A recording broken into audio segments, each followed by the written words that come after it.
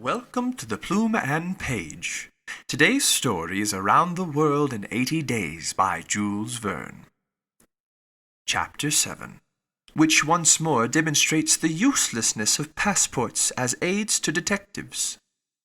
The detective passed down the quay and rapidly made his way to the consul's office, where he was at once admitted to the presence of that official. "Consul," he said, without preamble, "I have strong reasons for believing that my man is a passenger on the Mongolia." And he narrated what had just passed concerning the passport. "Well, Mr. Fix," replied the consul, "I shall not be sorry to see the rascal's face, but perhaps he won't come here. That is, if he is the person you suppose him to be. A robber doesn't quite like to leave traces of his flight behind him, and, besides, he is not obliged to have his passport countersigned. If he is as shrewd as I think he is, Consul, he will come. To have his passport visaed? Yes, passports are only good for annoying honest folks and aiding in the flight of rogues. I assure you it will be quite the thing for him to do. But I hope you will not visa the passport." "Why not? If the passport is genuine, I have no right to refuse. Still, I must keep this man here until I can get a warrant to arrest him from London." "Ah, that's your lookout. But I cannot."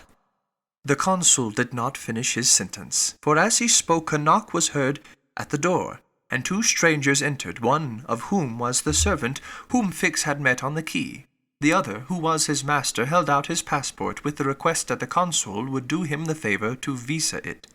The consul took the document and carefully read it, while Fix observed, or rather devoured, the stranger with his eyes from a corner of the room.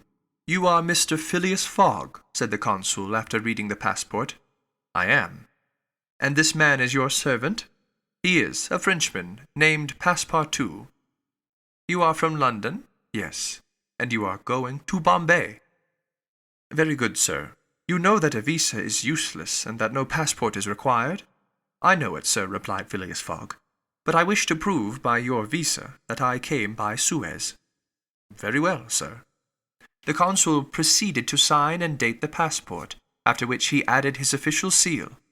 Mr. Fogg paid the customary fee, coldly bowed, and went out, followed by his servant. "Well?" queried the detective. "Well, he looks and acts like a perfectly honest man," replied the consul.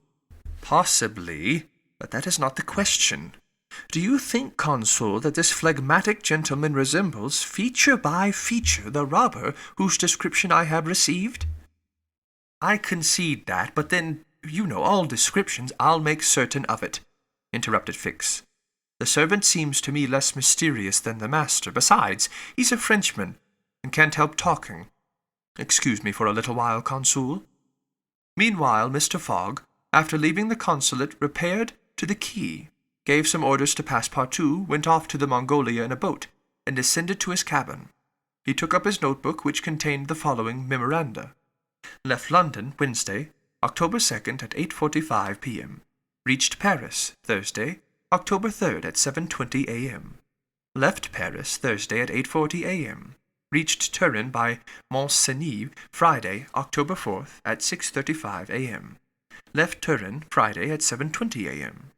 Arrived at Brindisi, Saturday, October 5th at 4 p.m. Sailed on the Mongolia, Saturday at 5 p.m. Reached Suez, Wednesday, October 9th at 11 a.m. Total of hours spent 158.5, or, in days, 6 days and a half. These dates were inscribed in an itinerary divided into columns, indicating the month, the day of the month, and the day for the stipulated and actual arrivals at each principal point: Paris, Brindisi, Suez, Bombay, Calcutta, Singapore, Hong Kong, Yokohama, San Francisco, New York, and London, from the 2nd of October to the 21st of December, and giving a space for setting down the gain made or the loss suffered on arrival at each locality. This methodical record thus contained an account of everything needed, and Mr. Fogg always knew whether he was behind or in advance of his time. On this Friday, October 9th, he noted his arrival at Suez, and observed that he had as yet neither gained nor lost.